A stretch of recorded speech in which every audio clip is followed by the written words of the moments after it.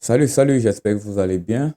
Alors, on se retrouve pour un deuxième exemple sur l'utilisation des tests double et plus précisément les MOOC. Plus précisément les MOOC. Dans le premier exemple, on a vu comment on fait un MOOC simple sur la fonction average qui a une dépendance avec la fonction sum. Donc, nous, il s'agissait ici d'écrire un test en utilisant un MOOC, soit un MOOC, soit de faire la réimplémentation de la fonction sum, soit de utiliser un mock return value pour que cette fonction puisse être testée et que le principe d'isolation d'un test unitaire puisse être appliqué. Donc, la propriété d'isolation. Alors, pour ce deuxième exemple, on va prendre un deuxième cas. Donc, on va prendre la fonction purchase product, donc qui permet de payer un produit. Donc, lorsqu'on veut payer un produit, on a le store de produit, on a le type de produit qu'on veut payer et on a la quantité. Donc, cette simple fonction essaye de récupérer l'inventaire du produit. D'accord? Si elle récupère l'inventaire du produit, on va comparer l'inventaire du produit récupéré avec la quantité demandée. Et si c'est le cas, simplement, on peut retenir un true. Si l'inventaire qu'on veut payer, l'inventaire du produit est inférieur à la quantité, on va dire inférieur ou égal. Ou alors, on retourne un false. Donc, on va essayer là, un retourne false si c'est inférieur, pardon, et un retourne true, pardon, si la quantité est suffisante. Donc, nous, on veut écrire un test unitaire de cette fonction purchase product. Donc, qu'est-ce qu'on va faire? Avant d'aller écrire cette fonction, on va regarder un peu la fonction getInventory. La fonction getInventory prend un store et un product type. Donc, ça va nous retourner une quantité.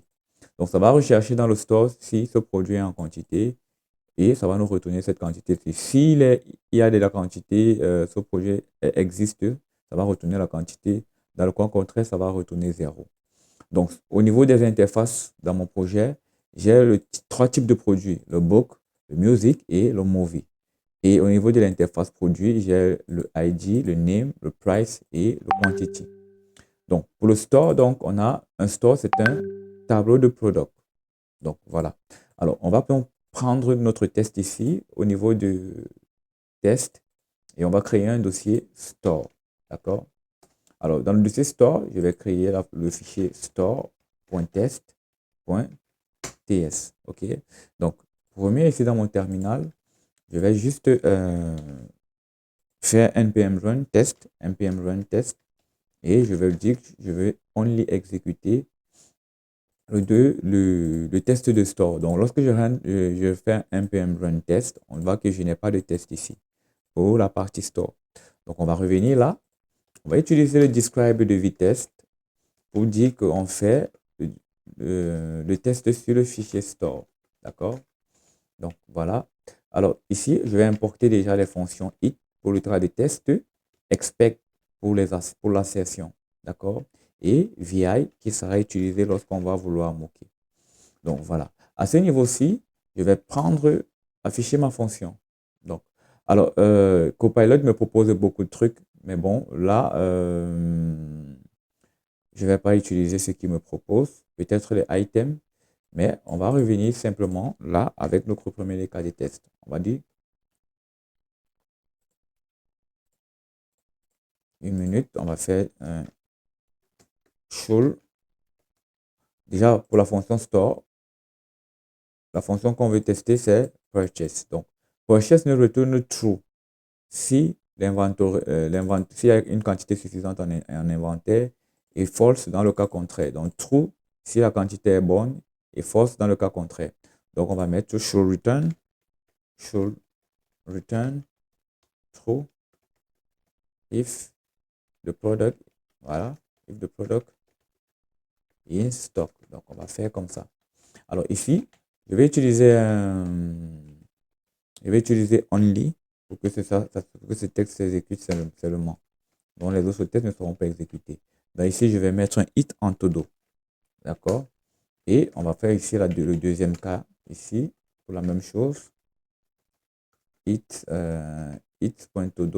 should return front si le produit n'est pas dans le stock. Donc, c'est un peu les deux cas ici. Donc, voilà.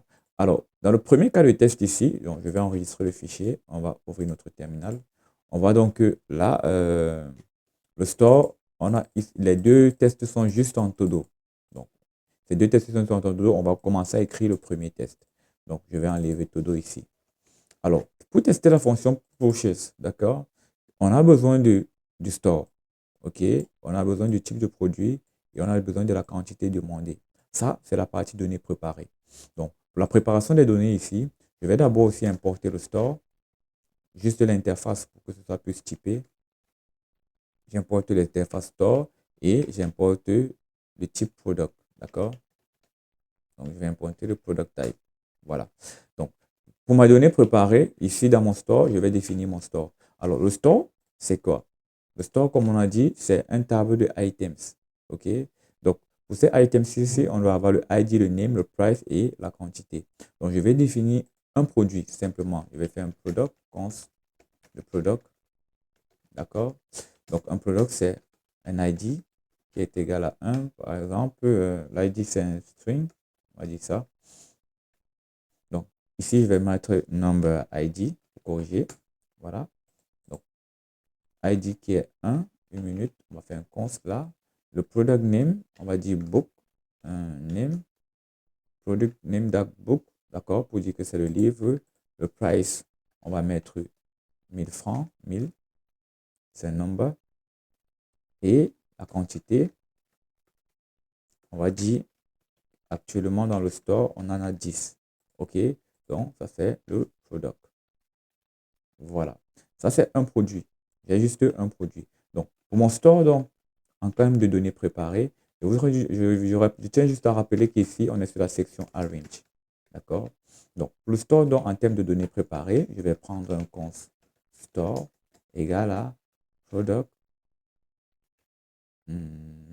C'est un tableau de product. Donc, on va dire que store égal à product. D'accord? Donc, si on dit que c'est du type store, normalement, ça devrait passer. Une minute, il dit name, product name, price, mais number est obligatoire. Donc, quantité number est obligatoire. Donc, essayons de regarder bien le type. Donc, number, string, number. Donc, j'ai number, string, number. OK. Dans le name ici, on va dire, ça doit être une valeur, on va dire book. Voilà. Donc, maintenant que il est déclaré, la propriété item est absente. Donc, on va dire que store, c'est plutôt store de items, d'accord, qui est égal à table de product. OK. Donc, voilà, pour le typage. Donc, ici, donc, on fait ça.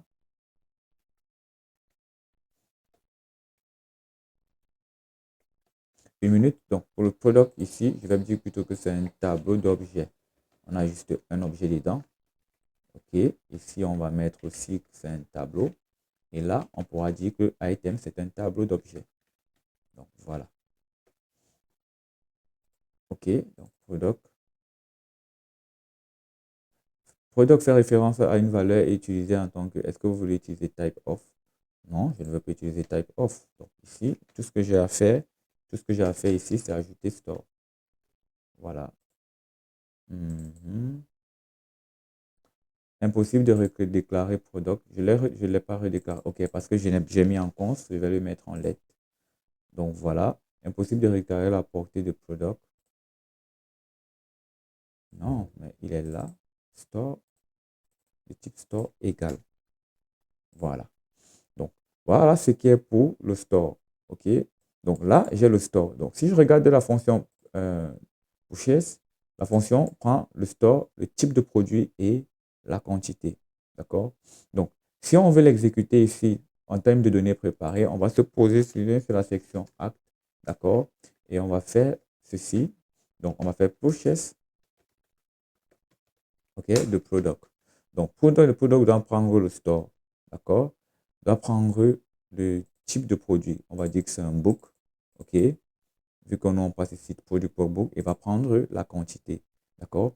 Cette fonction nous retourne un booléen. OK? Donc, on va dire ici, dans le const, OK? Expected D'accord? Donc, on peut faire ça comme ça. Ou bien on peut faire is. Pour dire en booléen. Is. Purchase. Voilà. OK. Donc, je vais m'arrêter à ce niveau-ci. Au niveau de product purchase, OK? On sait que cette fonction a la dépendance ici. D'accord? Ça a la dépendance au niveau du get inventory store. D'accord? Alors, si cette fonction est mal implémentée, si le get inventory store est mal implémenté, le test va échouer. D'accord? Donc, première des choses, avant d'utiliser mon mock, je vais exécuter pour voir si ça passe. Normalement, si on a passé un store défini ici, et on a passé une quantité de 5, et qu'on veut 5 avec le produit de type book, comme on est ici sur book, là, on sait qu'au niveau de l'inventaire, ça va passer. OK? Donc, je m'attends ici à la section ACR, d'accord? D'avoir expect that. Je m'attends à ce que je fais un expect ici, is purchase égale à true. OK? Donc, voilà. J'enregistre mon test. OK? On va regarder tout le test. Et on se voit bien que le test, il est passé. OK? Le test nous retourne true s'il est dans le stock. Si je mets ici 15, le test va échouer.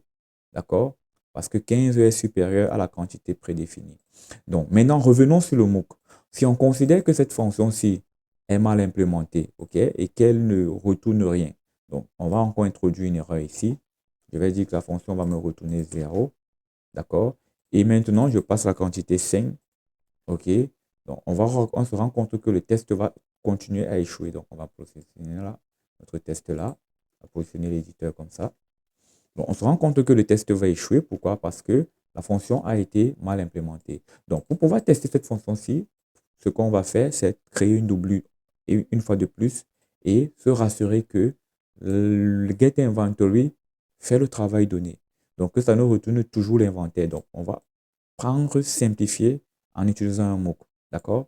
Donc, ici, j'ai introduit l'erreur. Donc, si je fais ce test-ci comme ça, il ne va jamais fonctionner. Donc, je vais donc utiliser la technique de mock pour pouvoir isoler cette double ici. Alors, je reviens ici au niveau du product purchase. Donc, on va dire ici, pour la partie mock, d'accord? On va dire slash slash, on va dire VI. Je vais essayer de préciser le chemin de l'élément que je veux moquer. Donc, on va faire mock. Donc, il faut regarder où est défini get inventory. Donc, get inventory est défini quand je suis dans store, utile. OK.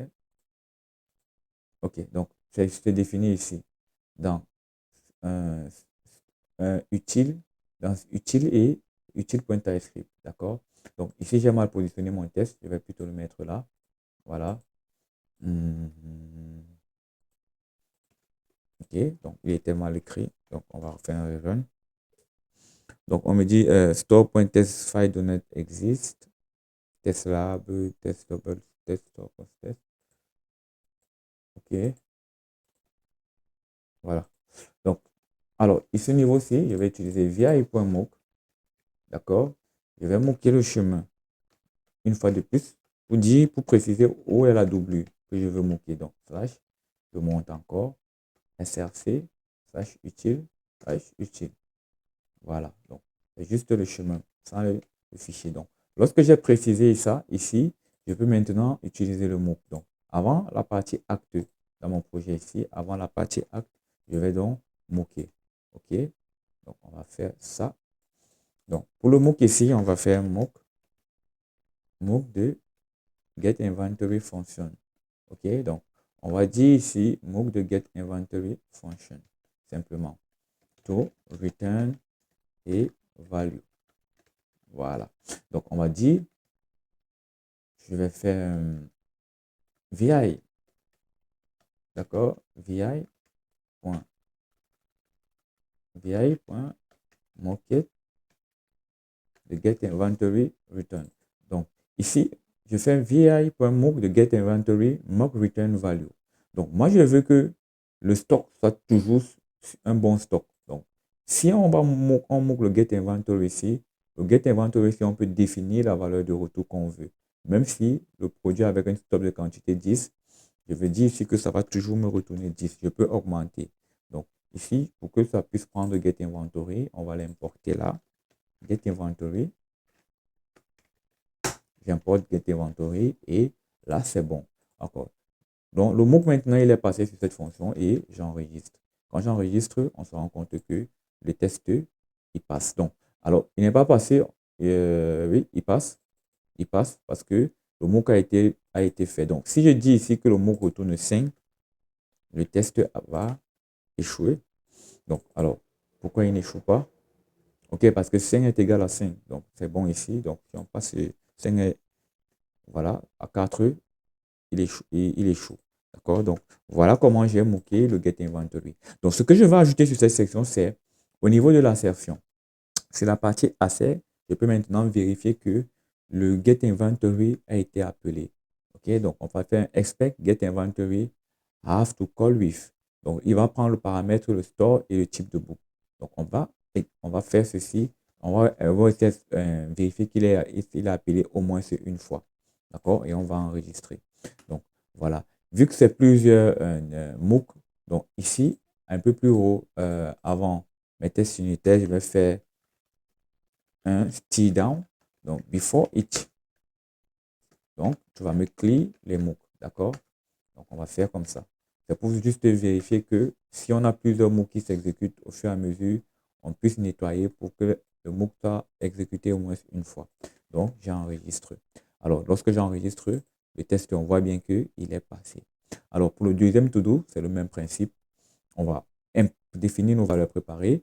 On va mooker la fonction qui est dépendante. On va faire le acte pour exécuter notre suite système under test. Et après ceci, on va faire les assertions. Donc voilà.